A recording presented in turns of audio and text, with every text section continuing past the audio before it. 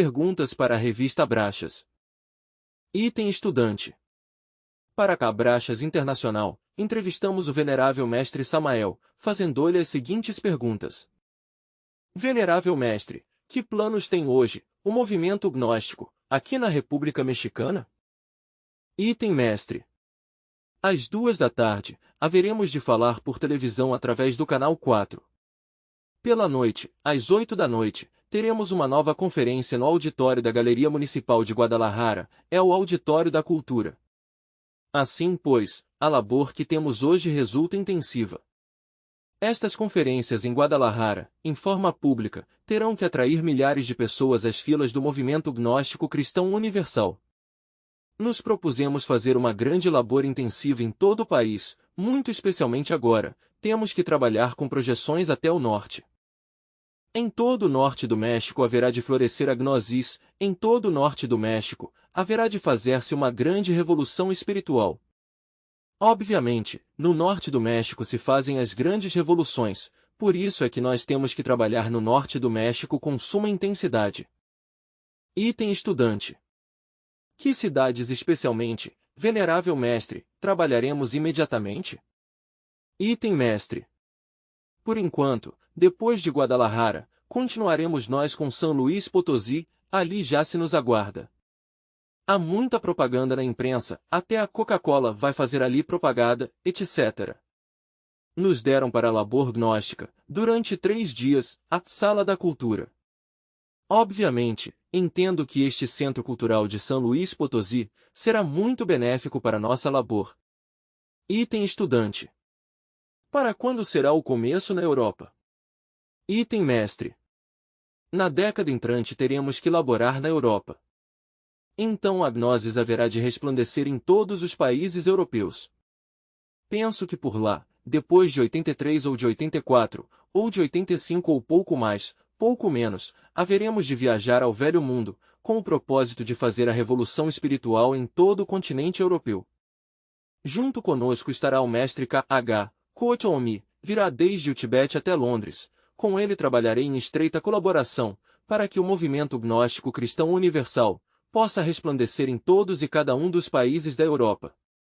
Item estudante. Venerável mestre, o ano cifrão 2500 cifrão será definitivo para o planeta Terra? Item mestre. O cifrão 2500 cifrão é simbólico. Se somamos o cifrão 2 cifrão com o cifrão 5 cifrão, nos dá cifrão 7 cifrão. Isto nos recorda o 7º selo do Apocalipse de São João. A humanidade tem rasgado 6 selos, falta que rasgue o 7º selo. No entanto, o dia e a hora ninguém a sabe, senão o Pai, assim está escrito e assim será. Em todo caso, o que sim posso lhes assegurar é que o cataclismo final está mais perto do que a gente pensa. Item estudante. Para o estudantado gnóstico da República da Colômbia, há algo novo que lhes dizer, venerável mestre. Item estudante. Mestre, quisera que nos conte algo sobre como é o 3% que um tem ao nascer? Porque alguns autores dizem que é um 3% de essência todavia, que digamos, é um embrião, de essência pura que vai crescendo, à medida que se vai alimentando a personalidade. Como é essa essência? Como nasce e como se desenvolve? Item mestre. Bom, antes de tudo, partamos de onde vem a essência. Vem de onde? Possivelmente venha ela da galáxia, eu digo que vem de mais além da galáxia. Nisso há muitos conceitos. Em todo caso, para mim, a essência vem das estrelas do firmamento. Normalmente, se diz que vem desde do infinito, pelo menos desde este infinito que conhecemos. Desce a galáxia, da galáxia passa, pois, ao Sol que nos ilumina, do Sol que nos ilumina vem, pois, até os planetas, dos planetas vem a Terra. Bom, e até se pode falar na linguagem da música, não? Eu sempre tenho pensado que há vários infinitos. O infinito de Einstein, para mim, é um infinito. Disse Einstein, o infinito tende a um limite. E isso é certo. A capacidade de falar tem degenerado espantosamente, certamente, o vocabulário que se está usando em forma coletiva resulta demasiado pobre, muito pobre. Ainda os mesmos escritores modernos já não possuem um vocabulário muito rico em seus livros, senão pobre. Normalmente, hoje em dia se poderiam usar 7 vogais, o M e o S também são vogais. Item estudante. Item mestre. O M? M, M, M, M, M, M, M, M, M, M. O S? S, S, S, S, S, S, S, S, S, S. São vogais. Há tantas coisas. É como, por exemplo, atualmente, de todos os fenômenos da natureza que se sucedem ao nosso redor, tão só é percebida uma milionésima parte. Parece incrível, não me estou referindo a fenômenos metafísicos, senão físicos, e que somente uma milionésima parte seja o que se percebe, indica isso o estado de consciência tão dormente em que se encontra a humanidade. Item estudante. Já não tem nem os 3%, item mestre. Eu tenho notado, por exemplo, entre os fenômenos da natureza, coisas que algumas vezes as tenho comentado com alguns e resolvi não voltá-las a comentar, não as entendem.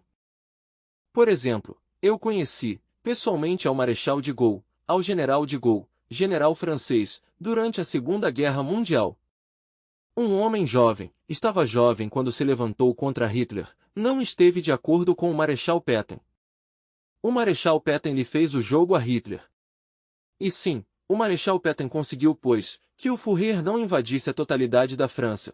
O Marechal Pétain, não tendo capacidade de resistência suficiente como para poder derrotar as forças germanas, resolveu fazer-lhe o joguinho. Joguinho político aí, não? Item estudante. Para evitar que bombardeasse Paris? Item mestre.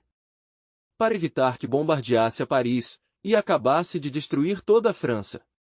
Por certo que pagaram mal ao Marechal Pétain, ao fim o sentenciaram à prisão perpétua. Já desencarnou o Marechal Pétain.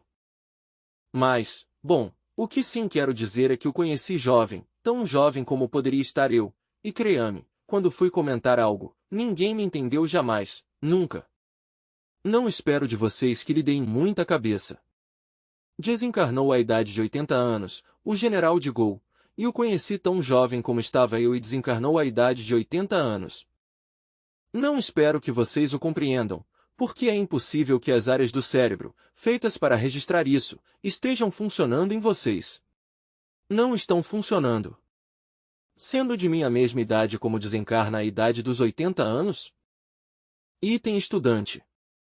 Permita-me um esclarecimento. É possível que meio se compreenda, não? Ou quem sabe nos confundimos mais. Eu estou confundido, mas queria esclarecer algo. Você o conhece no momento da Guerra Mundial, item mestre? Sim. Item estudante. Quando ele tinha, como você diz, sua idade própria, item mestre? Jovem. Item estudante. Item mestre. Por lá pela época de criança de anos. Essa é a verdade. Jovem. Item estudante. E desencarnou aos 80 anos? Item mestre. E veio a desencarnar já de 80 anos. E o conheci jovem, jovenzinho. Matematicamente diríamos, item estudante. Não tem por onde, item mestre. Não tem por onde. Absurdo. E lhes digo a vocês, as áreas para registrar esse fenômeno não estão funcionando no cérebro humano, item estudante. Mas você o conheceu fisicamente, mestre? Item mestre. Sim, nessa época, e morre à idade de 80 anos, item estudante. Transcorreu sua vida normal, item mestre. Seu currículum vitae? Normal. Item estudante. Ele levou sua horizontal perfeita igual a qualquer ser humano. Item mestre. Qualquer. Item estudante. Qual é a diferença se levou uma vida horizontal como a levam os demais seres humanos? Item mestre. Pois, podem buscar-lhe muitas escapatórias, mas isso não tem explicação lógica. Item estudante. De lógica não tem nada. Item mestre. Agora não nos vamos agora ao Marechal de Gaulle, busquemos uma. Item mestre. Pois, sim, resulta muito útil, por exemplo, refletir nisso de Caim e Abel. Diz o Gênesis que Caim era caçador e Abel era pastor, que eram filhos de Adão e de Eva. Bom, logo segue dizendo o Gênesis que Caim matou a Abel, que com a carraca de um burro. Vejam vocês o interessante da questão, não? Se um apela à etimologia, descobre na palavra Caim algo grandioso. Caim ao contrário é Inca, os Incas do Peru, os sacerdotes do sol, os Incas. Vejam o interessante, os sacerdotes do fogo. De maneira que então, item estudante. E também a palavra em, quer dizer, é de origem de fogo. É em ri, também verdade? Item mestre. Claro. De maneira que os Incas ou Caim, são os sacerdotes do fogo, não? Ou seja, mestres do fogo. E Caim, em si, é o fogo, que matou Abel com a carraca de um burro. Bom, mas esse Abel, o que é? Para poder entender a esse Abel, que coisa é? Quem é o tal Abel? Tem que apelar também à etimologia comparada. Encontram uma palavra que é muito sagrada nos mistérios, Isabel, Isabel, Ísis e Abel. Essa Ísis, é já, neste caso, diríamos, a Valquíria, Ísis já em seu aspecto de Valquíria, ou a Ginebra dos Ginas, a rainha dos Ginas, partícula isíaca. Abel, a alma humana, era pastor de ovelhas. Abel, quer dizer que o alma humana, pois, está chamada a pastorear as ovelhas, e certamente, é a alma humana dos mestres a que cumpre a labor de pastor, velando por suas ovelhas o conhecem, e ele as conhece e as pastoreia. Abel. De maneira que, então, temos que Abel é a alma humana e Caim é o fogo, logo, a alma humana e o fogo, ambos, são irmãos. Mas, por que Caim mata Abel, se o fogo não deveria matar Abel? Obviamente, porque quando a alma humana caiu na geração animal, então o fogo, atirou para baixo, em vez de subir em escala ascendente, precipitou-se a serpente ígnea para baixo e ficou encerrada entre o chakra Muladhara. Então veio a morte espiritual para Abel, a morte da alma, a morte mística, e já não pôde a alma manifestar-se com sua beleza como outrora o fazia quando todavia vivia no Éden, morreu espiritualmente. Agora nos toca voltar a ressuscitar essa alma, com a ajuda do Salvador, o Cristo íntimo. Mas a etimologia comparada lhe permite seguir as pegadas de tudo isso, saber que Caim, ao contrário, é Inca, sacerdote do fogo e sacerdote do sol, em uma palavra, o fogo. E Abel, somente, buscando a palavra Isabel dos antigos mistérios, Ísis e Abel, Ísis que é a rainha dos Ginas, a alma espiritual, a Valquíria, e Abel, a alma humana, que é masculina, então já vem atirar como dedução a Abel. Abel era pastor de ovelhas, sim, a alma humana pastoreava as ovelhas do Senhor, eram todos mestres, gente que vivia no Éden. Sim, Caim, o fogo sagrado acendia pela constituição da alma humana, total, todos eram iluminados. Mas quando já Abel se caiu, quando se caiu na geração animal, então o fogo sagrado baixou, de imediato desceu aos infernos atômicos do homem, então passou a alma pela morte espiritual. Assim foi como a alma humana se caiu, assim foi como Caim matou a Abel, com a carraca de um burro.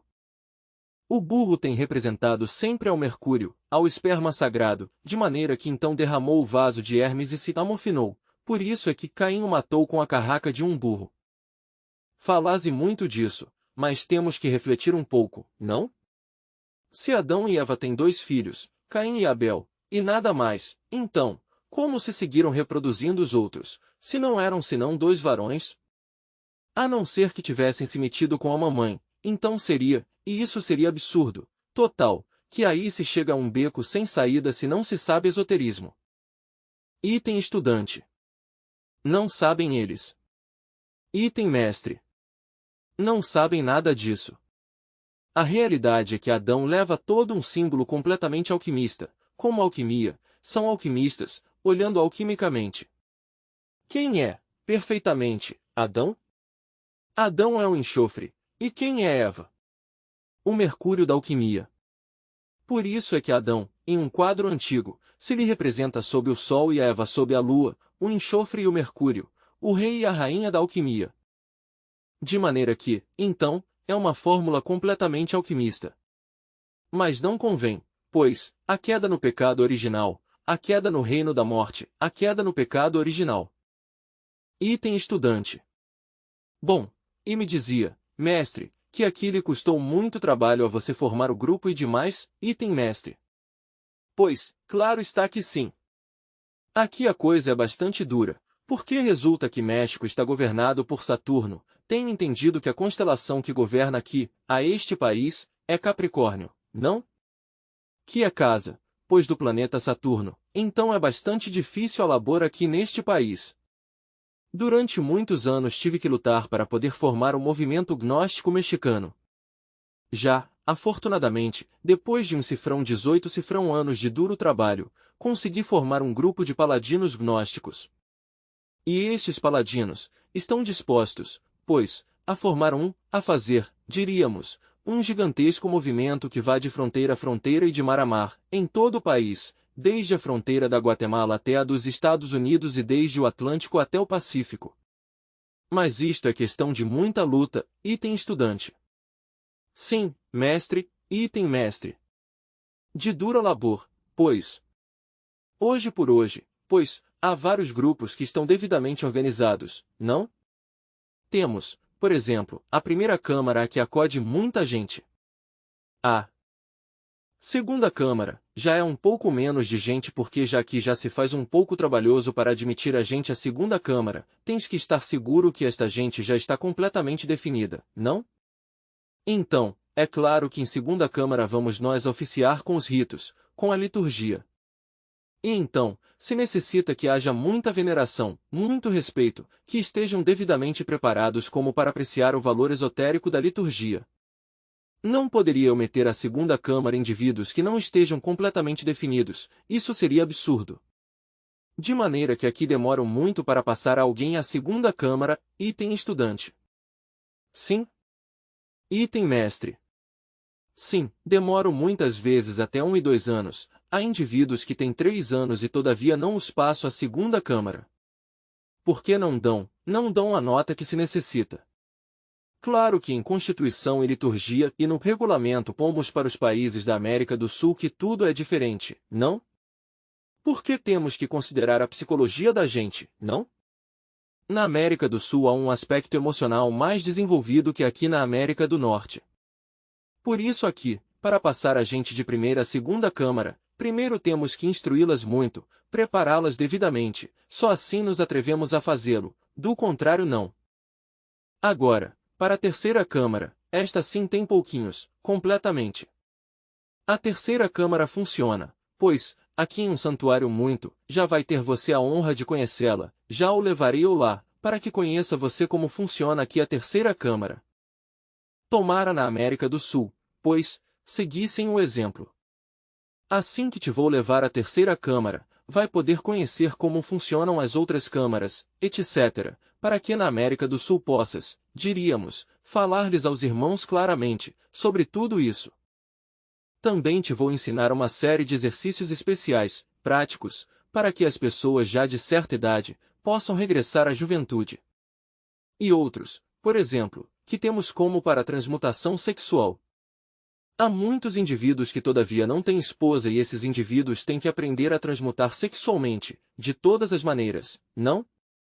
Aqui obterás todos esses ensinamentos, de todas as maneiras os terás.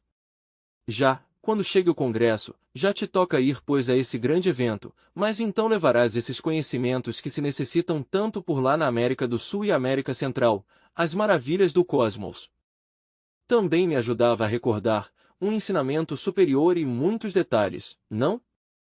Assim, pois, minuciosamente, luto e luto, diríamos, em forma desesperada, e em diferentes épocas por levantar-me do lodo da terra, até que chegou o dia, pois, em que voltei ao real caminho, como pôde voltar o Dante, não? Se um lê a Divina Comédia do Dante, diz.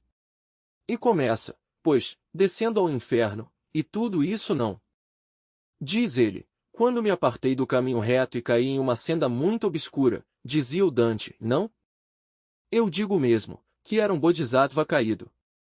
Era um bodhisattva caído, não? Mas ele me voltou ao caminho reto, por fim me levanto, outra vez, do lodo da terra. Assim, pois, quando o realcer quer levantá-lo a um, faz esforços supremos, mas o levanta, não. Quando ele quer levantá-lo a um, faz esforços desesperados e o levanta.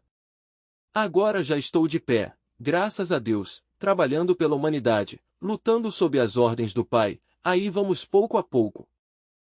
O principal é que a gente capte o ensinamento, não? Que todos recebam uma mensagem, isso é o importante. Item mestre. Um brilhante intelectual, de maneira que vão vendo vocês. Item estudante. Item mestre. Item estudante. Item mestre. Um da escola do Abade Tritemius, discípulo do Abade Tritemius. O outro discípulo que teve também, muito bom, o Abade Tritemius, foi precisamente a Cornélio Agripa. Cornélio Agripa, desafortunadamente não realizou a grande obra.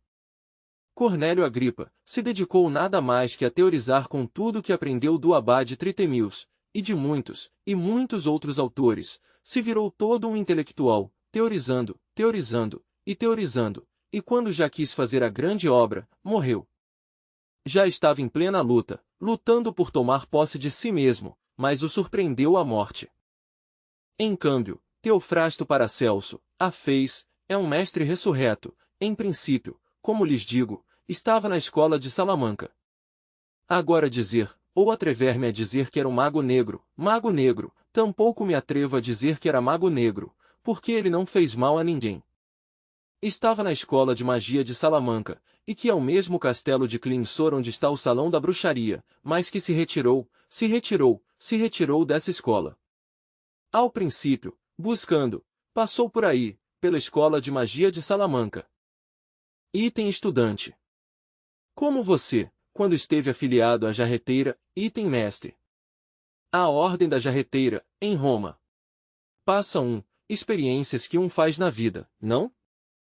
Assim Paracelso passou, diríamos, não me atreveria tampouco a dizer, mago negro, fica um pouco exagerada a palavra. Passou pela escola de magia de Salamanca, não? Mas depois já se fez adepta da Fraternidade Universal Branca. É um mestre ressurreto, imortal, completamente imortal. Se equivoca Helena Petronila Blavatsky quando crê que Paracelso que era de sexo, pois, não muito bem definido, porque nunca se lhe viu uma aventura amorosa. Se equivoca, é um mestre ressurreto. Que nunca tivesse exibido sua mulher, é outra coisa, mas que teve que ter mulher para autorrealizar-se é um fato, pois, sem um vaso hermético o laboratório não funciona, simplesmente não funciona.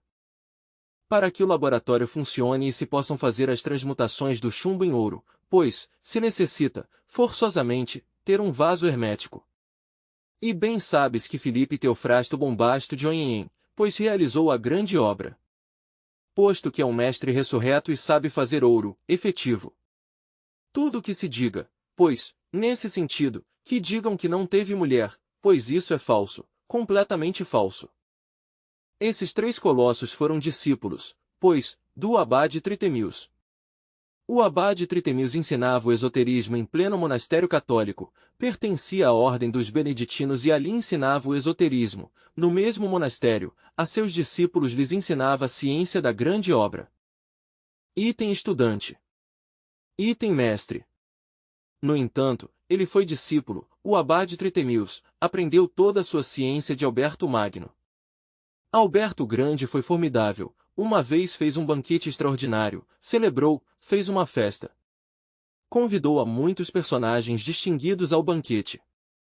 Entre os que chegaram, pois ao banquete, estava o conde de Holanda, e então fez pôr a mesa em pleno jardim em época inverno na Europa, quando cai neve a todas as horas e com um frio terrível.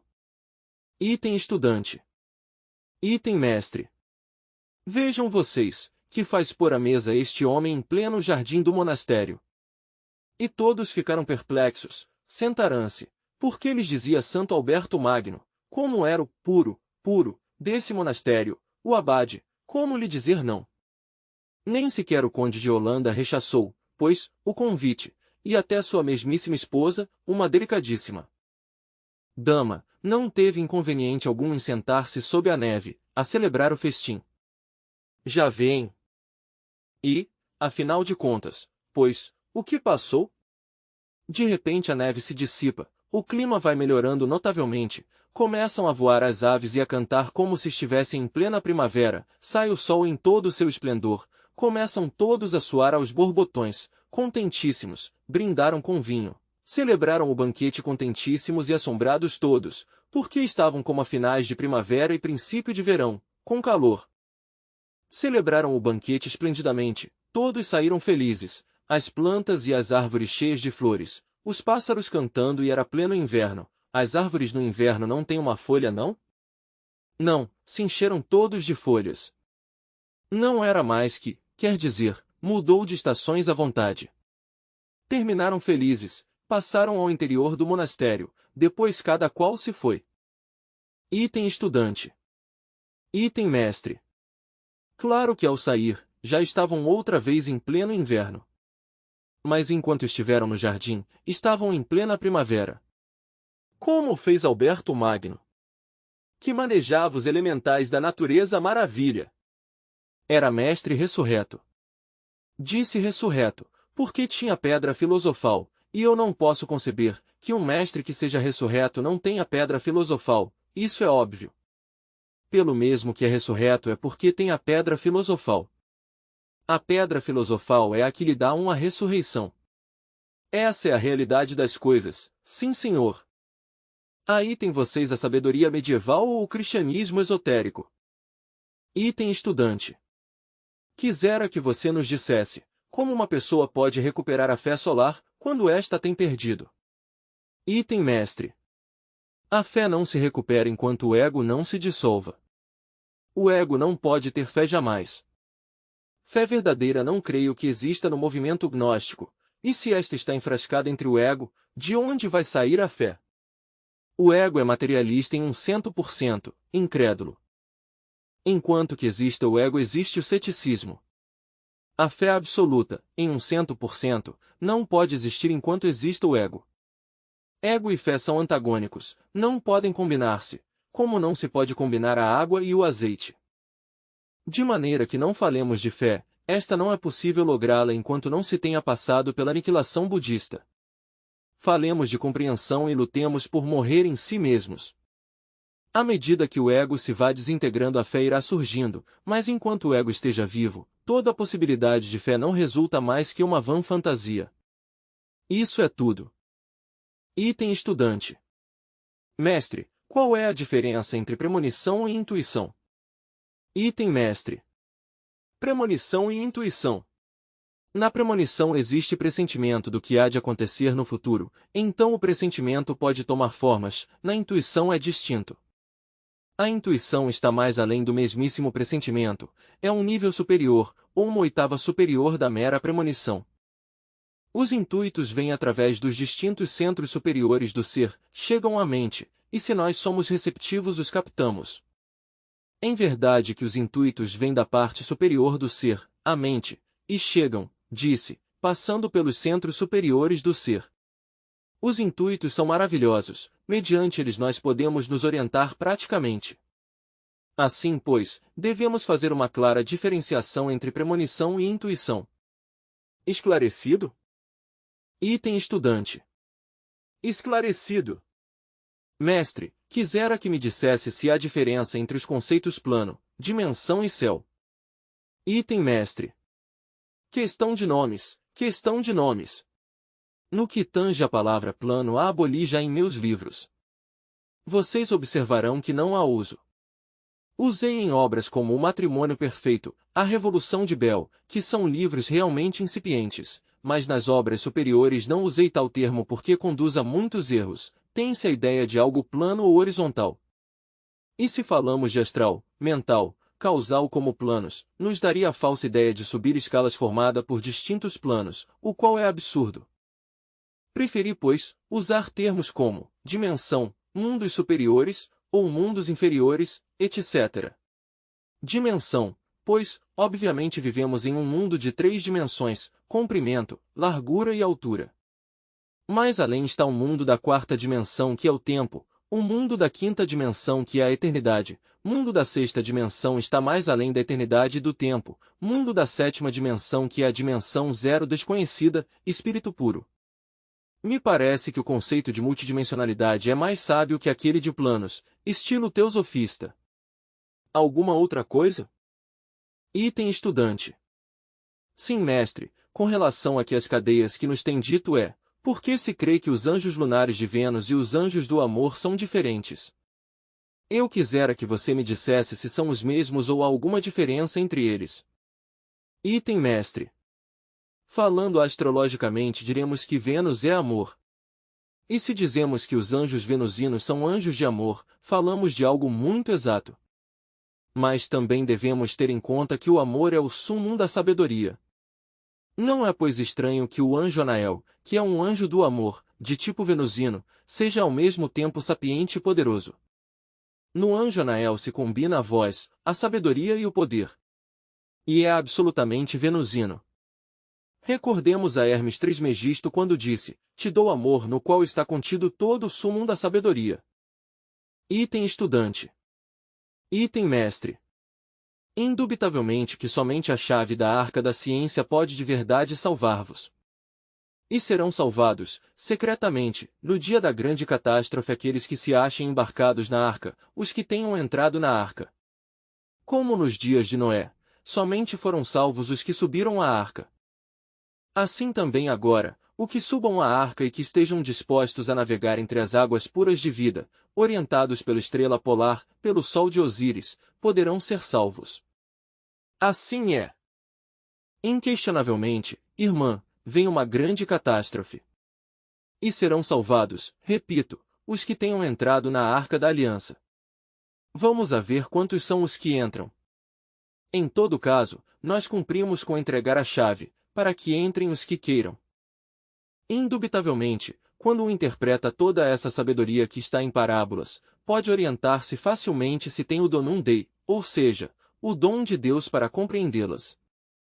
Muito se tem falado sobre as águas da vida. É claro que do caos, desse mercúrio em bruto, que são as secreções sexuais, mediante transmutação, fica livre essa água pura de vida, essa água estrelada. Resplandecem. Por isso se diz que a luz brilha nas trevas. Essa água pura de vida, essa estrela dos mares, Estela Maris, a estrela-mãe, a estrela que guia nosso interior. Quem saiba orientar-se por essa estrela polar, não naufragará entre as águas borrascosas da vida. Mas aqueles que não se orientam por essa estrela, naufragarão. Grandes sábios têm naufragado porque não se orientaram por essa estrela, mas os que se orientam com essa estrela, não naufragarão, navegarão na barca de Ra e alcançarão a ressurreição. Assim, pois, meus estimáveis irmãos, meu estimável irmão CH, a imortalidade é algo que há que conseguir, para lográ-lo, pois, há que trabalhar sobre um mesmo. Porque se sobre si mesmo não trabalha, não logra a imortalidade. Há que consegui-la. E não se pode conseguir se não se morre. Porque só com a morte advém o novo. Se um trabalhasse, por exemplo, ou se um fosse um grande erudito, ainda mais, se um fabricasse os corpos superiores existenciais do ser, mas não morresse em si mesmo, se converteria em um anasmussen com duplo centro de gravidade, e fracassaria, quer dizer, se transformaria em um aborto da mãe natureza, da mãe cósmica. Quem queira viver, deve morrer, essa é a lei. Porque, repito, só com a morte advém o novo. Claro. Que hora temos? Item estudante. Às 8, item mestre. Nos passamos. Até aqui por hoje, meus estimáveis irmãos. Não se esqueçam. Item mestre. Me perguntas mantras e que por que não falo já sobre o mesmo? Minha resposta é clara, para que continuar repetindo o que já disse com relação aos mantras.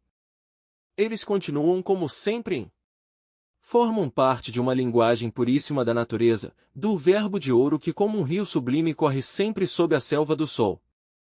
Não falo eu tanto, hoje em dia sobre mantras, porque estou preocupado pela morte, desejo que cada um de vós morra em si mesmo. Enquanto um não tenha morrido em si mesmo, nada fez. Enquanto continue um vivo. Item estudante. Mestre, queremos saber como você faz para escrever seus livros, de onde tira tanta informação, quem lhe ajuda e quantas obras deve escrever para cumprir sua missão. Item mestre. Certamente, todavia, não sei quantas obras haverei de escrever. A informação a obtenho dos mundos superiores de consciência cósmica. Uso, normalmente, o Nirvikalpasamali, em estado de manteia, arrebatamento, êxtase, ou como se lhe queira chamar. Recolho a informação, a obtenho e a trago ao mundo físico. A parte verdadeiramente árdua e difícil para mim, consiste em ter logo que adaptar ao ambiente cultural em que nos movemos toda a informação trazida dos mundos superiores. Obviamente é necessário documentar-me e o faço, naturalmente, com infinita paciência. Assim, pois, a crua realidade dos fatos é que o corpo de doutrina o trago das dimensões superiores da natureza e do cosmos. A labor de escrever livros é espantosamente difícil. Quando pensamos em que devemos coordenar o aspecto espiritual com as questões meramente retóricas, gramaticais, filosóficas, etc., a labor se torna dispendiosa e delicada. Item estudante. A que atribui você o fato de que uma cifra elevada de pessoas ingresse aos estudos gnósticos e logo se retire? Item mestre. Devemos pensar, antes de tudo, no centro de gravidade permanente. Inquestionavelmente, muito poucas pessoas são as que têm formado, em si mesmas, tal centro. É claro que o ego, em si mesmo, está composto por uma multiplicidade de eus, quer dizer, não temos um eu singular, senão plural, e nossa consciência se encontra engarrafada entre essa multiplicidade de elementos inumanos que constituem o ego. Todos esses elementos psíquicos lutam pela supremacia. O elemento, que hoje, por exemplo, jura lealdade ao movimento gnóstico, instantes depois é deslocado por outro que não tem nenhum interesse pelo movimento, e então o sujeito se retira. Se as gentes compreendessem que dentro de um existem muitas pessoas ou eus, também entenderiam a causa pela qual existe tanta variedade nos caracteres. O homem que hoje jura lealdade a uma mulher, não é o mesmo todas as vezes. Aquele eu que tem feito o juramento é só um de seus tantos eus, deslocado quando outro eu toma o controle da máquina humana, então o juramento de amor fica sem fundamento, o sujeito se vai, se ausenta, e a mulher fica decepcionada. Dentro de um mesmo corpo humano, habitam muitos eus. O ego que hoje está resolvido a trilhar a senda do fio da navalha, é deslocado por outro que não lhe interessa esta senda, e obviamente, vemos que tarde ou cedo a pessoa se retira. Item estudante. Mestre, queria nos explicar por que para iniciar o trabalho esotérico sobre nós mesmos, é necessário ter o nível do bom dono de casa? Item mestre. Certamente, o que queira autorrealizar-se, percorrer com êxito a senda do fio da navalha, deve começar por ser bom dono de casa, saber manejar seu lar com harmonia, com beleza, com perfeição. Aqueles que na vida prática não têm sabido organizar um lar, não servem para o caminho, não podem jamais autorrealizar-se. Pude observar que muitos, que atualmente percorrem a senda e que não têm sabido ser bom dono de casa, têm resultado, certamente, um manifesto fracasso. Item estudante.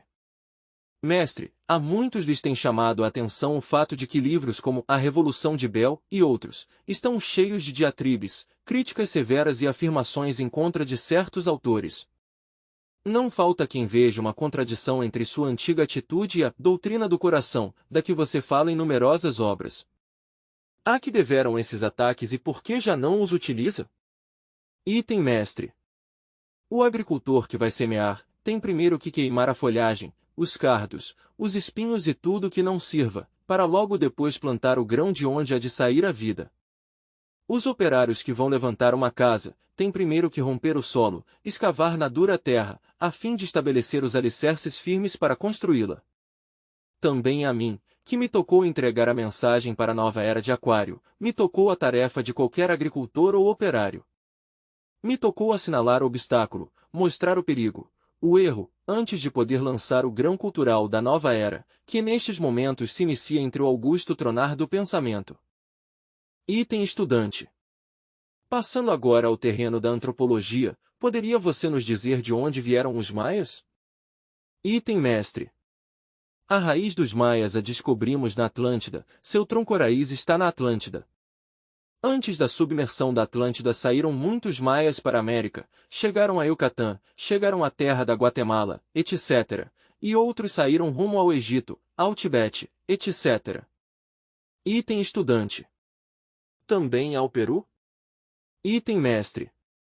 Não, o Peru é outra raça, os Incas do Peru, os Incas de Manco Cápac são outra gente. Item estudante. Dizem que Hermes Trismegisto foi uma divindade atlante que chegou ao Egito, que para esse então era um povo semicivilizado. É isso certo? Item mestre. Hermes Trismegisto é um egípcio, um grande sábio, um sábio mestre, o grande avatara do Egito. Claro que ele herdou a sabedoria dos Atlantes e isso é outra coisa. Da Atlântida recebeu, pois, todos esses antigos conhecimentos, mas Hermes Trismegisto é o mestre egípcio, é o grande avatara dos egípcios.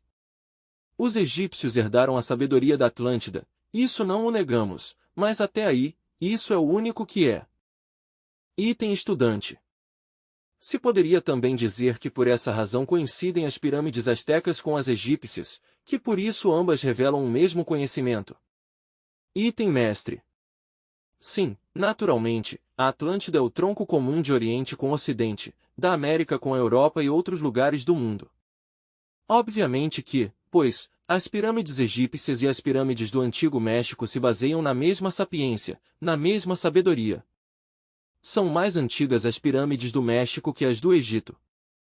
Em tempos da Atlântida havia dois lugares de peregrinação, um, para as pirâmides do Egito, outro, para as pirâmides de Teotihuacan. Eram dois lugares de peregrinação. Item estudante. Existe alguma relação entre o Triângulo das Bermudas e a Atlântida? Quer dizer, em tempos da Atlântida já estava ali isso que hoje chamamos Triângulo das Bermudas? Item mestre. Bom, pois há ali uma porta aberta para a quarta vertical, isso é claro.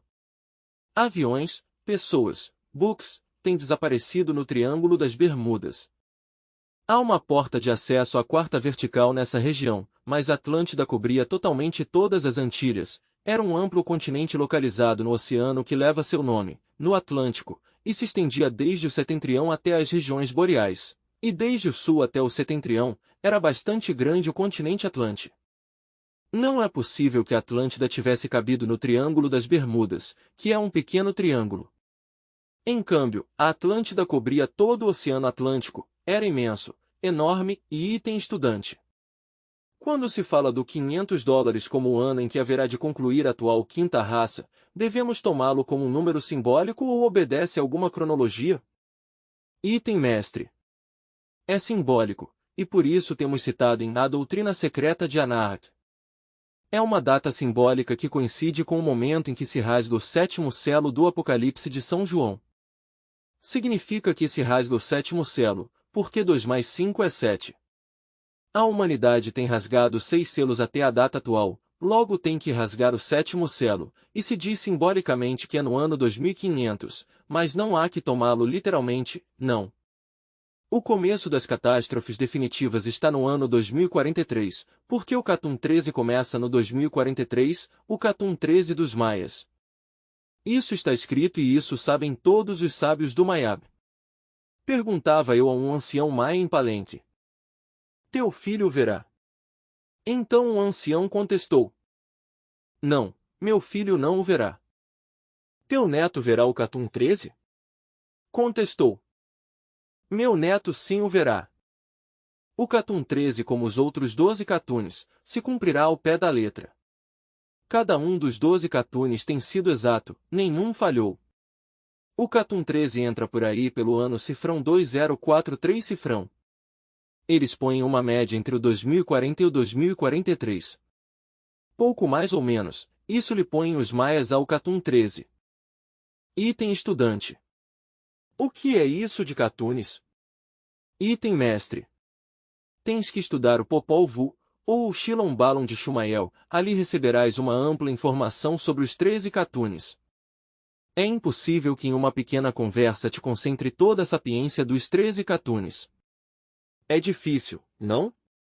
Eles abarcam enormes extensões de séculos, de tempo, é algo muito amplo. Item estudante. Cada 52 anos se cumpre um ciclo, segundo o calendário na Rua. Item mestre.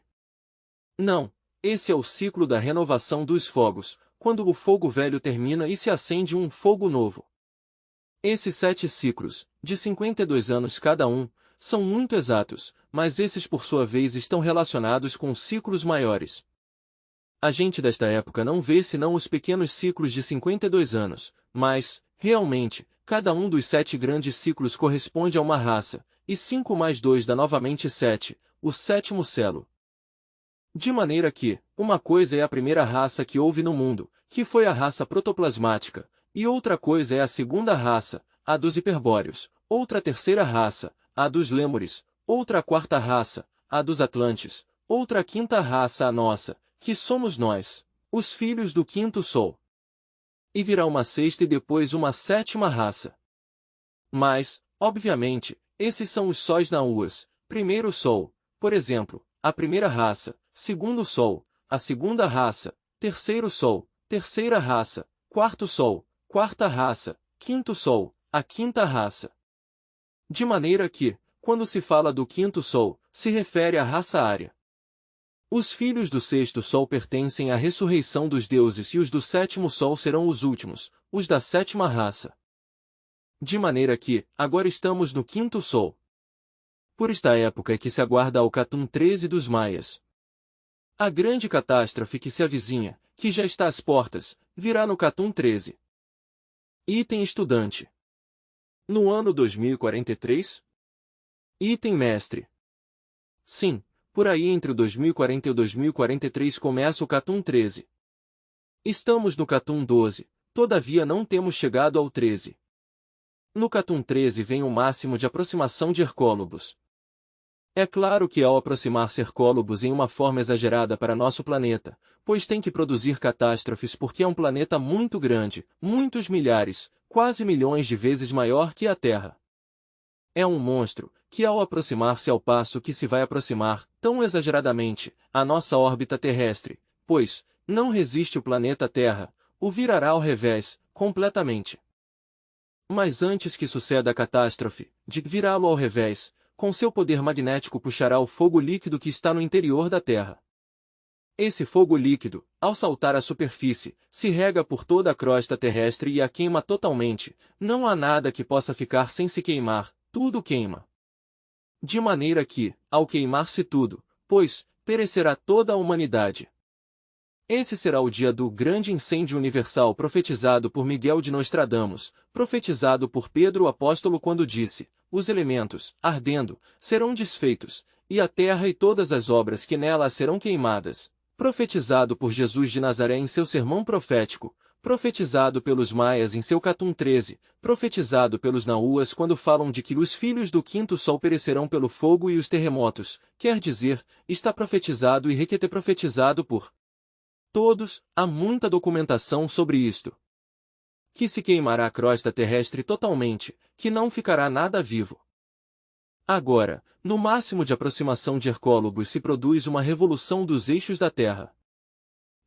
Pois, um movimento completo.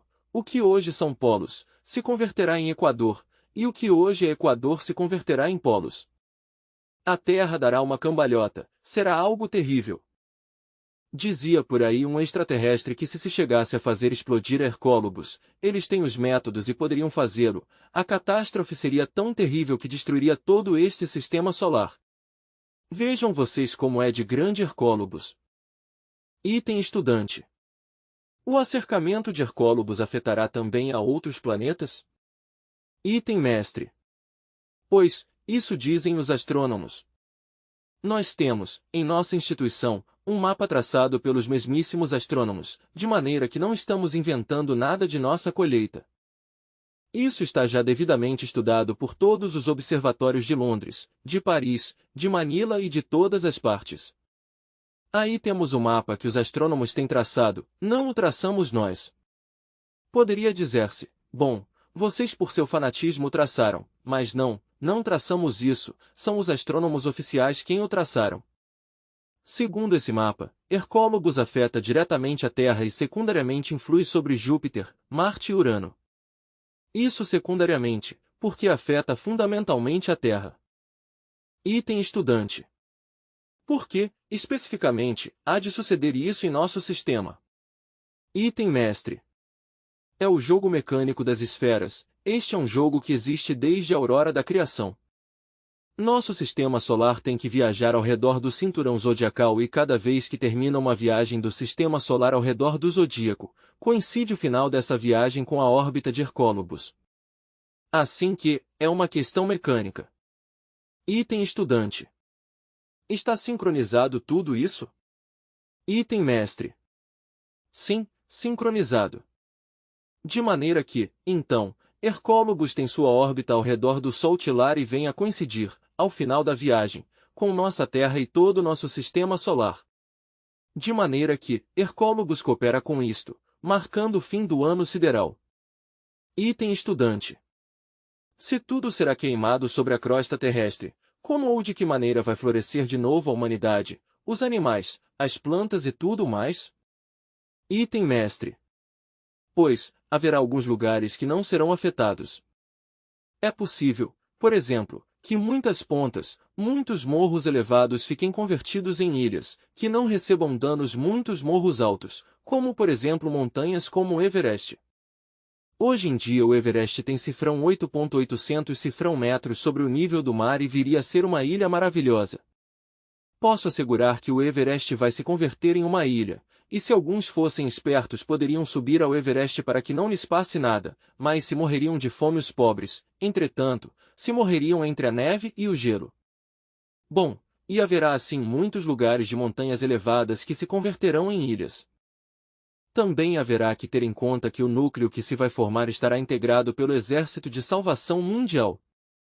Esse núcleo, obviamente, terá que marchar para um novo êxodo. Antes da catástrofe, serão tirados secretamente, serão levados, conduzidos para uma ilha no Pacífico onde não vai suceder nada. É uma ilha bastante ampla, onde se poderá ter agricultura, onde se poderá ter gado, onde se poderão ter cavalos, onde se poderão cuidar muitas espécies para que não desapareçam. O grupo seleto marchará para essa ilha do Pacífico. Item estudante. Mestre, ocorre-me pensar agora qual será o destino de nossa Lua, depois da catástrofe que se avizinha, item mestre. Bom, eu não investiguei qual vai ser a sorte desta Lua que nos ilumina. Sempre tenho pensado que vai cair sobre a Terra, sempre tenho pensado isso, porque a Terra, pouco a pouco, através dos séculos, a tem ido atraindo. Com esse evento é possível que se provoque a queda da Lua na Terra, essa é uma possibilidade. Agora, em caso de que isso não sucedesse, seria mais tarde a queda da Lua na Terra. Mas bom, em todo caso, o que sim posso lhes dizer e garantir-lhes, é que a catástrofe é inevitável. Nós estamos formando o Exército de Salvação Mundial com gentes de todas as nacionalidades, povos e línguas. Mas, o que é o que buscamos? Buscamos formar um núcleo que há de servir de base para a futura sexta raça raiz, isso é o que estamos fazendo. Queremos esse núcleo. O movimento gnóstico cresceu, está estabelecido em todo o hemisfério ocidental, milhões de pessoas já pertencem ao movimento, são gentes da gnosis. O movimento gnóstico crescerá pronto pela Europa e a Ásia, na Ásia chegará a seu máximo apogeu. Mas entre todos esses milhões de pessoas que ingressem na gnosis, somente se selecionará o pessoal que tenha trabalhado sobre si mesmo, que tenha dissolvido o ego ou pelo menos parte do ego, para poder lhes conduzir para a ilha onde há que lhes conduzir. Mas pessoas com ego, pessoas que não tenham trabalhado sobre si mesmas, que não tenham sido capazes de dissolver o ego, não são pessoas nas que nós possamos confiar, essa classe de gentes perecerão pelo fogo e a água. Poder-se-á ter confiança, realmente, nos que trabalhem sobre si mesmos, serão essas as gentes nas que se poderá ter alguma confiança. Essa é a crua realidade dos fatos. Nessa ilha, os sobreviventes aguardarão por alguns séculos no meio do vapor de água, porque por aqueles dias a terra estará envolta em fogo e vapor de água. Ali aguardarão a que do fundo dos oceanos surjam terras novas, surja o cenário da sexta raça raiz, Porque com a revolução dos eixos da Terra, os mares atuais se deslocarão, e os continentes atuais ficarão sob o fundo do mar. Então haverá que aguardar a que surjam, do fundo dos mares, terras novas e céus novos, como dissera também Paulo de Tarso, e isso é verdade, onde viverá a sexta raça raiz. Agora, para ir viver já nessas terras novas que vão surgir do fundo dos mares, somente será possível para quem definitivamente tenha desintegrado o ego. Se alguém, por muito inteligente que seja, não tem desintegrado a totalidade do ego, em 100%, não se lhe dará corpo na Idade de Ouro, porque na Idade de Ouro não se lhe dará corpo físico a ninguém que não tenha reconquistado a inocência na mente e o coração. Se há alguma pessoa que não seja inocente, que todavia não a conseguiu, essa pessoa não terá corpo na Idade de Ouro. A Idade de Ouro é para gentes puras, inocentes. Essa é a crua realidade. Item estudante. Quando surja esse novo cenário, o que sucederá com os círculos submersos dos mundos infernos? Se limparão ou continuarão como estão? Item mestre. Os 9 círculos dantescos, o Tártaros, o reino de Plutão, continuará exatamente. Claro que todos estes milhões de pessoas que atualmente vivem sobre a face da Terra, ingressarão na involução submersa dos mundos infernos, involuirão no tempo, e através de um longo período de anos irão desintegrando o ego. De maneira que, quando uma pessoa nos mundos infernos desintegra o ego, quer dizer, quando passa pela morte segunda, que é a morte do ego, então a essência sai à luz do sol, ressurge pura e inocente à luz do sol para evoluir nos reinos mineral, vegetal e animal, até reconquistar o estado humano que outrora se perderá. Todos estes milhões de seres humanos que povoam a face da Terra, ingressarão nos mundos infernos, involuirão no tempo, e com a morte segunda se escaparão do averno para reiniciar novos processos evolutivos que haverão de partir do mineral, continuar no vegetal e prosseguir no animal até chegar ao estado humano que outrora se perderá. Ao chegar ao estado humano, todas essas essências, retornadas em humanos corpos, formarão os povos da Idade de Ouro, que será uma humanidade inocente e pura. De maneira que, na Idade de Ouro, a humanidade voltará a sair das mãos de seu Criador, completamente inocente e totalmente pura. Item estudante. Quando a futura sexta raça chegue à sua idade de ferro, se voltará a degenerar. Item mestre. Bom, isso sim é normal. Vemos que a Terra gira ao redor do Sol e tem suas 4 estações, primavera, verão, outono e inverno. Assim também sucede com o ano sideral, na viagem do sistema solar ao redor do cinturão zodiacal, tem suas 4 estações, primavera, a idade de ouro, verão, a idade de prata, outono, a idade de cobre, inverno, a idade de ferro. Quando volte a idade de ferro, voltará outra vez uma humanidade perversa como agora. Mas, por agora, voltam as idades de ouro e de prata, depois da grande catástrofe, isso é óbvio, virão muitíssimos séculos, milhares de anos de beleza, com uma natureza virgem surgida do caos, surgida do fundo dos mares. Será belíssimo tudo. Item estudante. Venerável mestre, eu quisera perguntar-lhe por que a humanidade atual não pode desenvolver os sentidos internos, por mais que se esforce. Quer dizer, por que está tão perturbada a razão objetiva, real, positiva, verdadeira? Item mestre. Bom, devemos saber que há 2 tipos de raciocínios diferentes. A razão objetiva tem por baseamento, de todos os seus funcionalismos, os dados aportados pela essência, a consciência. A razão subjetiva é diferente, elabora seus conceitos de conteúdo com os dados aportados pelos 5 sentidos. Já sabemos que estes são ver, ouvir, tocar, cheirar e provar.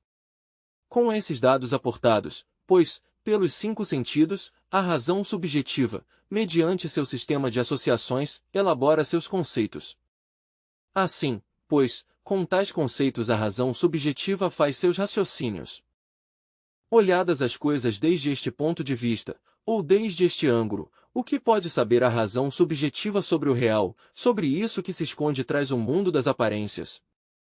O único que percebe são fenômenos, o único que pode, realmente, conhecer é a sucessão de causas e efeitos meramente sensoriais, mas o que é a coisa em si, sobre o que é o real, sobre isso que existe traz as meras aparências, sobre as leis da natureza em si mesmas, tal qual são e não como aparentemente são, nada sabe a razão subjetiva, e nada pode saber, posto que seus dados se baseiam exclusivamente nas informações que dão os 5 sentidos e nada mais. Quando um quer saber algo mais, quando um deseja saber algo mais, conhecer aquilo que se esconde traz as meras aparências ilusórias do mundo físico, necessita desenvolver a razão objetiva, porque esta funciona, naturalmente, com os dados aportados pela mesmíssima consciência. Mas, para que a razão objetiva possa ter seus funcionalismos, para que possa desenvolver-se corretamente, se necessita inevitavelmente que a consciência, que está chamada, precisamente, a prover os dados à razão objetiva, para seus funcionalismos, pois, esteja completamente livre de todas as suas envolturas, livre de todos esses receptáculos em que normalmente está metida. Já o sabemos, já o temos repetido demasiado, até a saciedade, que tais receptáculos são, precisamente, os agregados psíquicos, esses diversos elementos inumanos que em seu conjunto constituem isso que se chama ego, eu, mim mesmo, si mesmo. Enquanto a consciência esteja engarrafada em tais agregados psíquicos, enquanto esteja embutida entre o ego, não é possível que esteja livre, e não estando livre, pois, não pode aportar dados para a razão objetiva. Assim, pois, primeiro que tudo, necessitamos desvestir a consciência de suas vestiduras, de suas vãs vestiduras. Quais são os agregados psíquicos? Destruir tais vestiduras, tais inumanos trajes. Quais são, repito, os diversos elementos inumanos que levamos dentro? Uma vez destruídos esses elementos infra-humanos, então fica livre a consciência, pode funcionar. Nela estão os dados que a natureza mesma nos tem proporcionado para nossa própria regeneração. Já disse, e o volto a repetir, que na consciência está a religião, o Buda, a sabedoria e também aquelas partículas de dor de nosso Pai que está em secreto. Ele tem sofrido com nossos erros e suas partículas de dor estão depositadas na essência, quer dizer na consciência. Se sabemos aproveitar tais partículas de dor, trabalhando sobre nossos erros, trabalhando com alegria, com gosto, por que não há coisa que mais agrade que destruir o que é inumano? O resultado será, pois, obviamente, que venha o despertar. Mas já disse, e repito, que na consciência estão os dados que necessitamos para nossa própria regeneração e cultura. O importante é que fique livre essa consciência. Assim, pois, destruir o eu é indispensabilíssimo para que a consciência fique livre. Uma vez livre, ela aportará, à razão, os dados necessários para o funcionalismo dos processos razoativos objetivos. Não se confunda isto, e o esclareço entre parênteses, com os processos razoativos subjetivos, que são diferentes. As gentes, que podem saber do real, da verdade? Pois, nada. Que podem saber os científicos do anticristo? Entre parênteses, me refiro, pois, aos científicos materialistas ateus, inimigos do eterno. Obviamente nada, verdade? Por quê? Porque todos os processos raciocinativos deles são subjetivos, têm, como fundamento, os dados aportados pelos 5 sentidos. Mas, que podem saber eles sobre as leis que regem a mecânica dos fenômenos? Nada. Poderão, por exemplo, saber como funciona a célula viva, aceitado, mas que sabem eles das leis que regem a mecânica celular? Eles creem que sim sabem e tratam, com seu racionalismo subjetivo, de enlaçar fenômeno com fenômeno, de explicar um fenômeno com outro, mas tampouco, ainda que eles creiam que têm chegado a descobrir a coisa em si, não a descobriram. As leis da mecânica celular não são conhecidas pelos homens de ciência, ainda que eles creiam que as conhecem. Melhor dito, para usar desta vez o estilo socrático, eles não somente não sabem, senão que ademais não sabem que não sabem. Estando no erro, não somente estão, senão ademais ignoram que estão, e isso é o mais grave. Assim, pois, convém antes de tudo compreender a necessidade de utilizar, para nossa razão, os dados da consciência. Mas se queremos usar tais dados, repito, ainda que caiamos demasiado na repetição, necessitamos libertar a consciência. Livre ela de todos esses elementos egóicos que nos condicionam e nos fazem a vida tão miserável, poderá aportar, à razão, dados extraordinários. Baseada a razão em tais dados, poderá ela elaborar seus conceitos de conteúdo e até verbalizar seus raciocínios. A razão objetiva é grandiosa em si mesma. Há necessidade de desenvolvê-la e desenrolá-la. Creio que com isto que tenho dito, é suficiente. Item estudante. Muito amável, venerável mestre, lhe agradecemos infinitamente esta explicação. Agora nos gostaria que você nos explicasse, um pouco mais a fundo, o relacionado com o protoplasma do ser humano. Você nos tem falado, em forma muito esporádica, digamos assim, sobre os corpos protoplasmáticos, mas agora nos interessaria que nos aprofundasse sobre o protoplasma do ser humano, item. Mestre. Bom, ao falar sobre o homem protoplasmático, pois temos que ir bastante longe, porque tenhas em conta que a primeira raça que houve no mundo, e que viveu no casquete polar do norte, foi precisamente a raça protoplasmática. Mais tarde vieram os hiperbóreos, então certos elementos atômicos se uniram aos corpos protoplasmáticos, para formar essa segunda raça. Depois vieram os lêmures, novos elementos se combinaram sobre o protoplasma e temos já o hermafrodita lêmure, propriamente, vivendo na Lemúria com seus corpos de carne e osso. Depois continuaram os atlantes e atualmente estamos nós, os arianos. No entanto, no fundo de nosso organismo segue existindo o corpo protoplasmático. Item se nós, digamos, fizéssemos o vazio em torno a isso que se chama matéria, se fizéssemos o vazio em torno a isso que se chama corpo físico humano, encontraríamos o protoplasma. Item não o protoplasma de um Haeckel, que resulta demasiado enfeitado para as altas investigações do espírito, não, senão o homem protoplasmático, o homem original. Todo o mais são agregados de moléculas, átomos, etc., etc., etc. No entanto, os cientistas materialistas creem que descobriram a matéria e não a descobriram. O fato de poder ver, ouvir, tocar ou apalpar determinadas agrupações moleculares, acumuladas em cima do protoplasma e a seus lados, não indica precisamente que já se tenha descoberto a matéria em si. A matéria em si é o protoplasma. Mas, repito, não estou me referindo ao protoplasma aquele dos patifes do intelecto, ao protoplasma aquele dos Haeckel e dos Darwin, ao protoplasma aquele do anticristo. Não, estou falando do protoplasma legítimo, do homem protoplasmático. Item se eliminássemos todas as células, partículas, moléculas, encontraríamos o protoplasma. Não, diriam os cientistas, encontraríamos o esqueleto, encontraríamos o pó da terra. É que para eles, isso é assim, porque não percebem mais que com seus 5 sentidos e isso é tudo. Mas o homem verdadeiro, o homem autêntico, aquele que possui a razão objetiva, aquele que ademais disso, pois, desenvolveu o sentido espacial e que tem acesso à quarta vertical, e à quinta, e à sexta, etc., etc., etc., indubitavelmente para ele é diferente, pode ver o protoplasma, pode ver ao homem protoplasmático. Item quando um aprende a atuar sobre seu próprio protoplasma, pode mudar, de fato, todos os princípios moleculares, atômicos, celulares, biológicos, etc., de seu próprio organismo, isso é óbvio.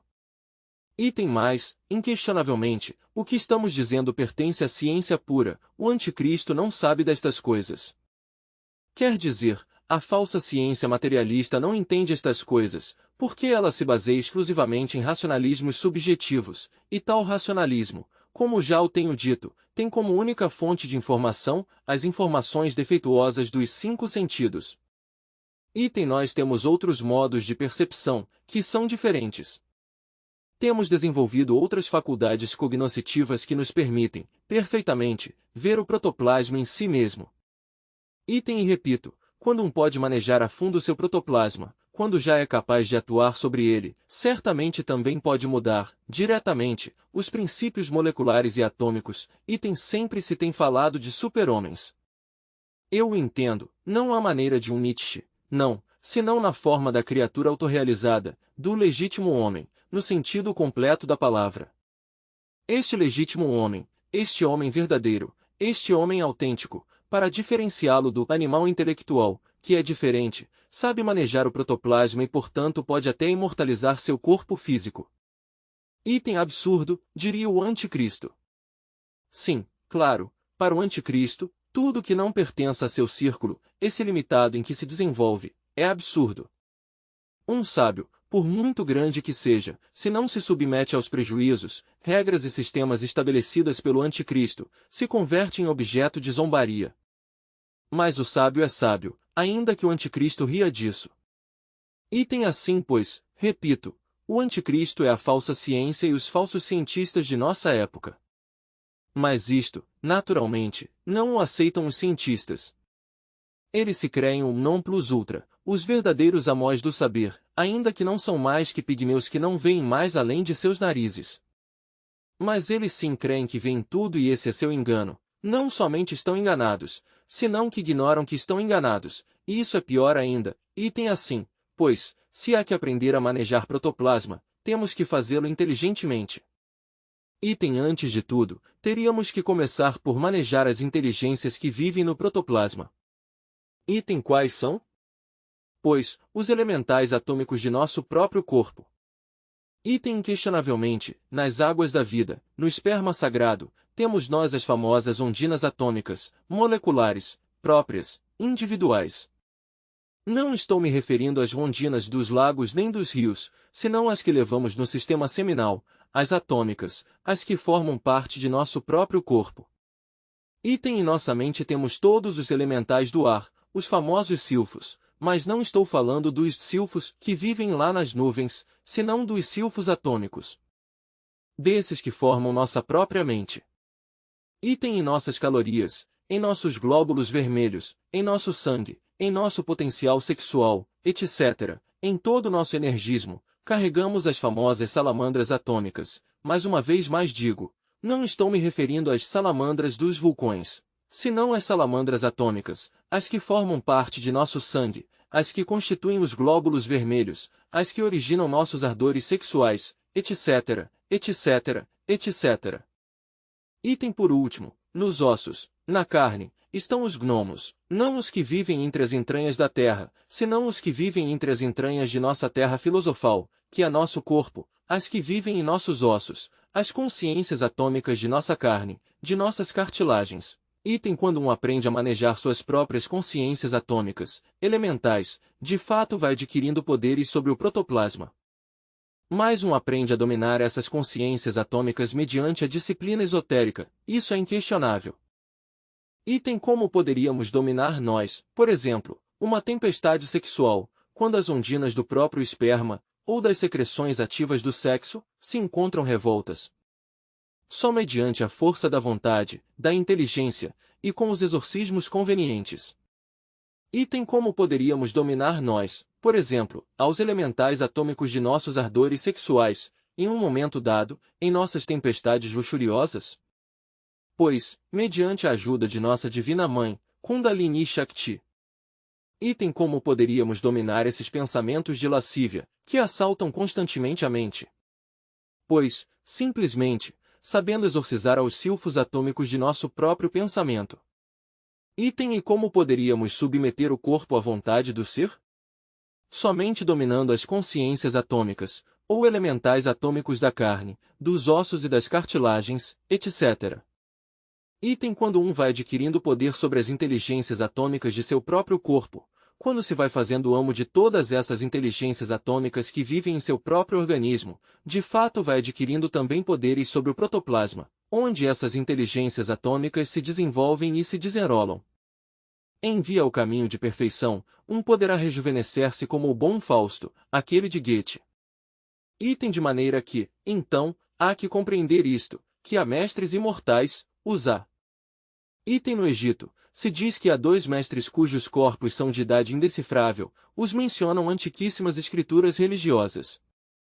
E que diremos do Rei do Norte, aquele grande ser das regiões setentrionais? Qual será a idade de seu corpo físico? Nada se sabe. Kutumi, nos Himalaias, Guruji da grande mestra Helena Petronila Blavatsky, é de idades indecifráveis.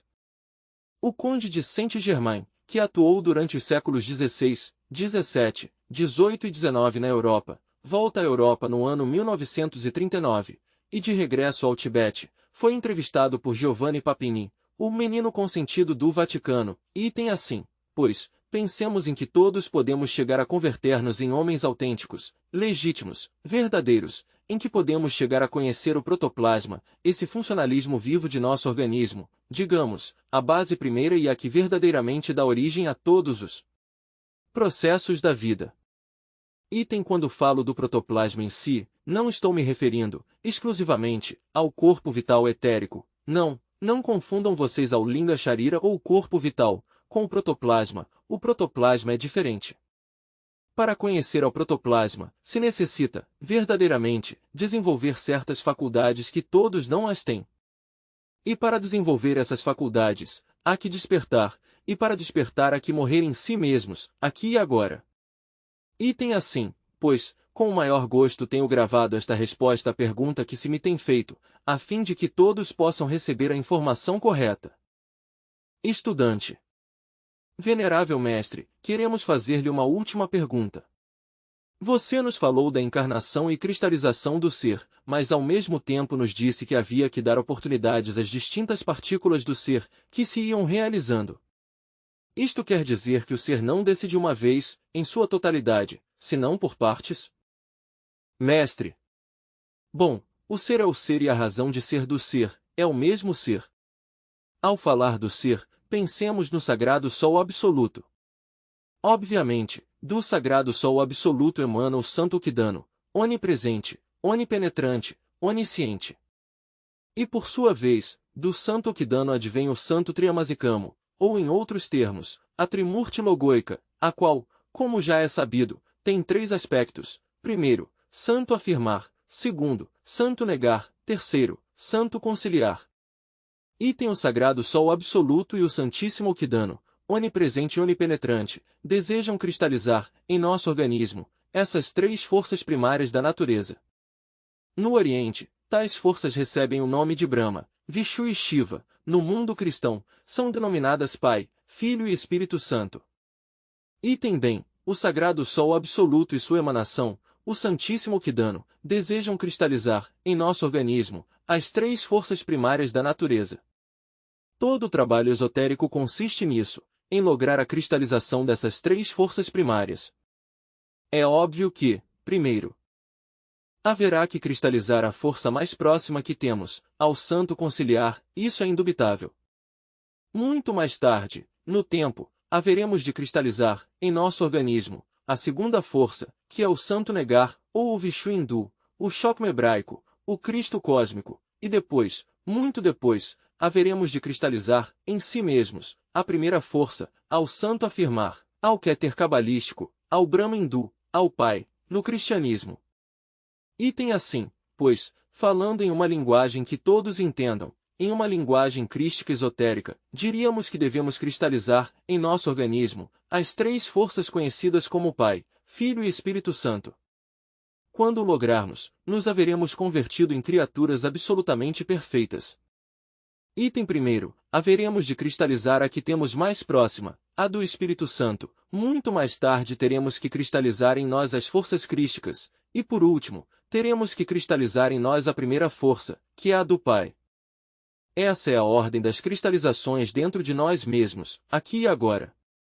Isso é o que quer o Sagrado Sol Absoluto, isso é o que quer o Santo Kidano, e nós devemos cooperar com o Sagrado Absoluto Solar, se é que verdadeiramente, digamos, amamos a grande causa. Coopera, pois, com a cristalização dessas três forças dentro de seu organismo, quando verdadeiramente está dedicado à grande obra, isso é óbvio. Tem logo, indubitavelmente, a terceira força, que é a primeira que devemos cristalizar, que é a do Espírito Santo, o Santo Conciliar, vem a cristalizar completamente em com a ressurreição esotérica ou mística. Tal ressurreição somente é possível realizá-la depois de múltiplos trabalhos, depois de haver morrido em si mesmos, depois de haver passado por todo o drama do Cristo, depois de haver criado os corpos existenciais superiores do ser e de havê-los levado à perfeição total, etc. Só depois de tudo isso, é que vem o processo ressurretivo, a cristalização completa, em nós, da terceira força. A segunda força, é um pouco mais tarde, e só é possível condensá-la ou cristalizá-la em cooperando com a mesma segunda força, através da negação, da renunciação completa de todas as coisas. Item muitíssimo mais tarde, pois, fazendo a vontade do Pai, em uma forma radical, pois, teremos nós a cristalização da primeira força. Mas, em síntese, tudo o que se quer é cristalizar três forças em nós, e a autorrealização é isso, precisamente, conseguir cristalizar as três forças primárias da natureza, dentro do organismo humano. Isso é o que se chama autorrealização. Item estou falando em uma síntese que se entenda, estou falando para que todos compreendam a necessidade de cooperar com o sagrado Sol absoluto. Convém que cada um de nós cristalize as três forças primárias dentro de seu organismo. Isso é tudo.